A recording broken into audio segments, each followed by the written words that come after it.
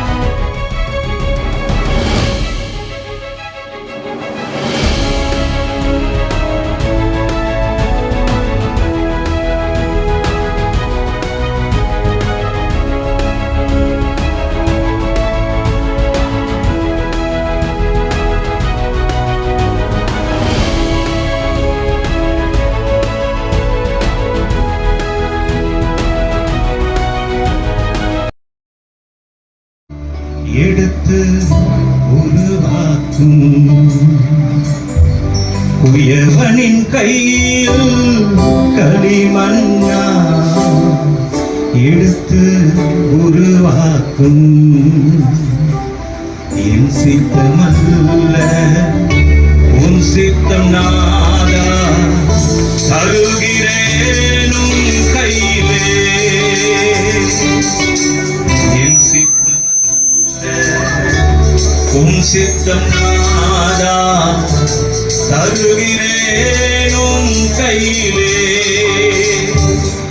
என்னை தருகிறேன் உன் கரத்தில் என்னை படைக்கிறேன் உன் பாதத்தில் என்னை தருகிறேன் உன் கரத்தில் என்னை படைக்கிறேன்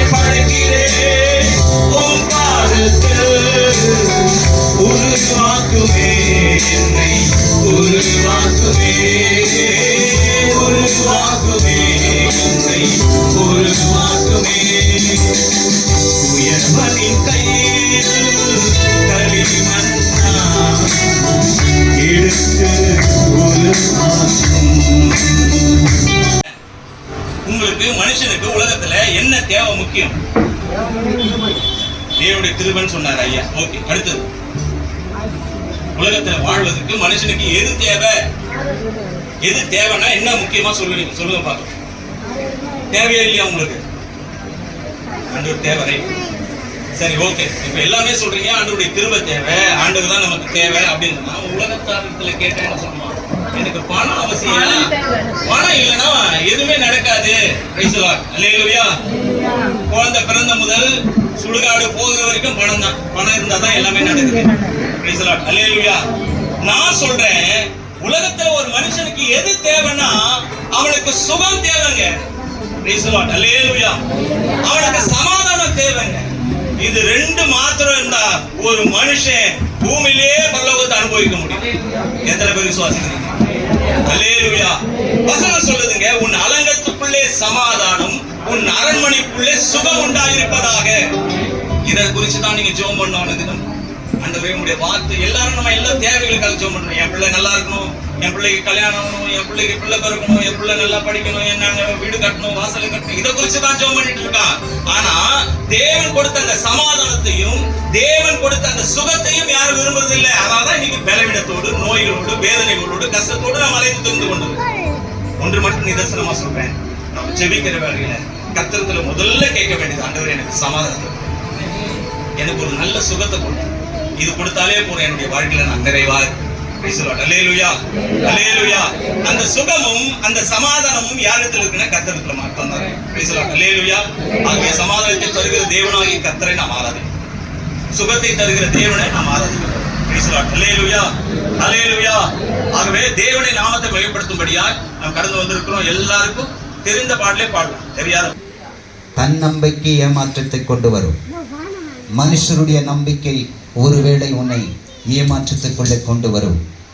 ஆனால் உன்னையும் என்னையும் நம் எல்லாரையும் ரட்சித்து நம்மை நித்தியத்துக்கின்ற ஆயத்த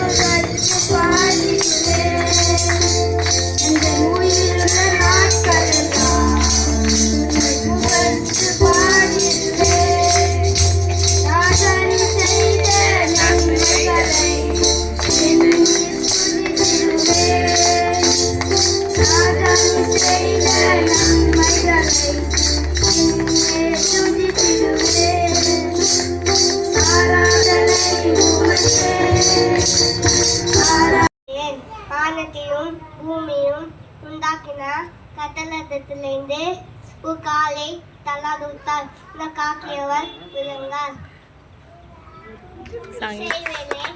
காக்கியவர் உயிர்நதம் இல்லை தூங்குவதும் இல்லை. எல்லாம் சேர்ந்து சொல்லுவோம். என் ஆத்துமாவே கர்த்தரை ஸ்தோத்திரி, என் உள்ளமே பரிசுத்த நாமத்தை ஸ்தோத்திரி, என் ஆத்துமாவே கர்த்தரை ஸ்தோத்திரி. கர்த்தர் செய்த